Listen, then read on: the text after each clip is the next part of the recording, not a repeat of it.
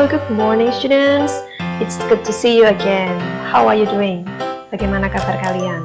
Semoga kalian selalu sehat dan tetap semangat meskipun belajarnya masih di rumah. Well students, today we will continue our lesson material in chapter 3. Hari ini kita akan melanjutkan pembelajaran bahasa Inggris kita di bab yang ketiga. Apa yang akan kita pelajari? Today we are going to learn recount text. Recount text. Nah, untuk memahami apa itu recount text, di sana memiliki beberapa outline. Yang pertama adalah one, you need to learn definition. What is the meaning of recount text? Apa definisi dari teks recount itu? Kemudian yang kedua adalah purpose atau tujuan. What is the social function of recount text? Jadi tujuan kita untuk membuat recount text itu apa? Yang ketiga adalah types. Mention types of recount text. Jenis-jenis dari teks recount itu apa saja? Lalu yang keempat, the generic structure. How's the generic structure of recount text? Jadi struktur teks recount itu seperti apa? Lalu yang terakhir, kita perlu belajar language feature-nya. Ciri kebahasaan dari teks recount itu seperti apa? Nah, tanpa menunggu lagi, yuk kita mulai pembelajaran bahasa Inggris untuk recount text hari ini. Kita awali dulu dengan definition of recount text.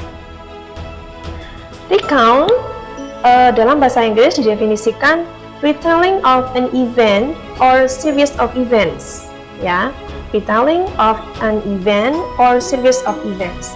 Jadi kalau kalian mencari kata recount dalam kamus bahasa Inggris, recount itu diartikan sebagai menceritakan. Nah, dari kata ini kita sudah tahu ya, kalau teks recount ini maksudnya adalah menceritakan. Oke, jadi teks recount itu bisa didefinisikan sebagai sebuah teks yang menceritakan kembali peristiwa atau aktivitas atau kejadian yang terjadinya di masa lampau yang sudah pernah dialami sebelumnya. Jadi kita seperti bercerita pengalaman. Oke, seperti contohnya visiting to Bali. Jadi kita sudah pernah ke Bali lalu kita bercerita. Nah, cerita kita itu masuk dalam jenis teks recount. Lalu contoh yang lain, pengalaman ketika kita jatuh dari sepeda, falling from bicycle. Kita bercerita, nah, cerita kita ini termasuk jenis teks recount. Contoh yang lain adalah pengalaman mengikuti lomba atau competition. Nah, ini juga bisa menjadi teks recount. Nah, itu tadi definisi dari teks recount. Jelas ya? Kita lanjutkan ke purpose atau tujuan. What is the purpose of recount text? Jadi, apa tujuan kita bercerita tentang pengalaman-pengalaman kita? Okay, the purpose of recount text is entertaining and informing the reader. Kalau kita bercerita pengalaman tentu saja ingin menghibur orang atau entertain. Atau kalau itu bukan hiburan, tentu saja hanya sekedar informing atau memberikan informasi. Oke, jadi tujuan dari teks recount adalah menghibur atau memberikan informasi kepada pembaca. Lalu bagian yang ketiga, sekarang kita belajar types of recount text. Jenis-jenis dari recount text itu apa saja? Yang pertama ada personal recount. Personal itu pribadi. Jadi jenis teks ini adalah jenis teks yang menceritakan pengalaman pribadi di masa lalu. Kemudian jenis yang kedua adalah factual recount.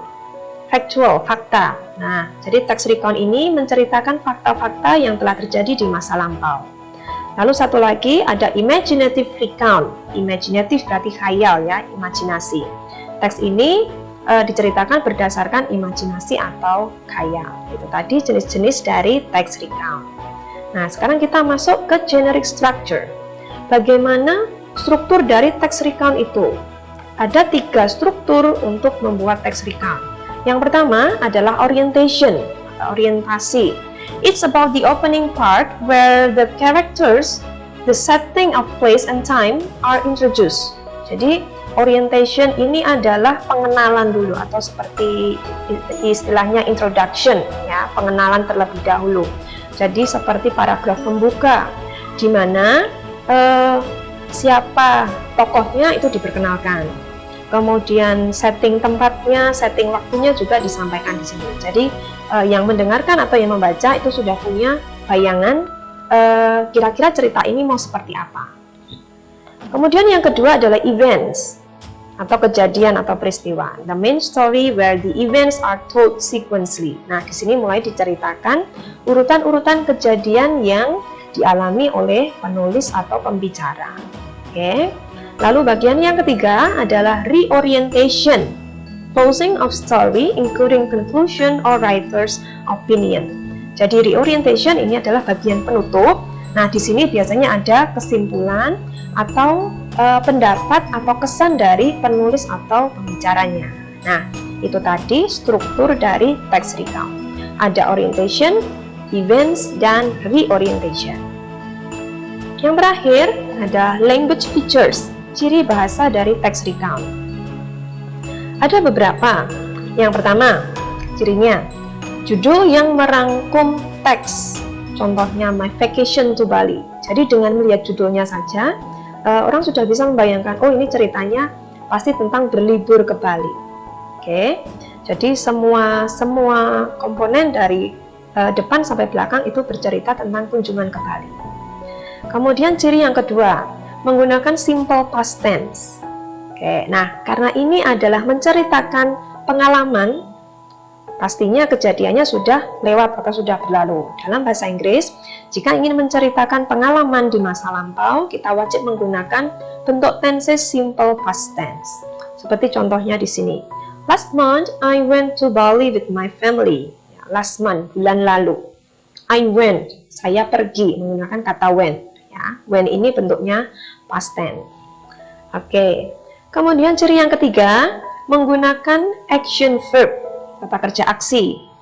Tentu saja ini juga bentuknya past tense, seperti kata went, pergi, brought, membawa, slept, tidur, drive, mengemudi, dan seterusnya.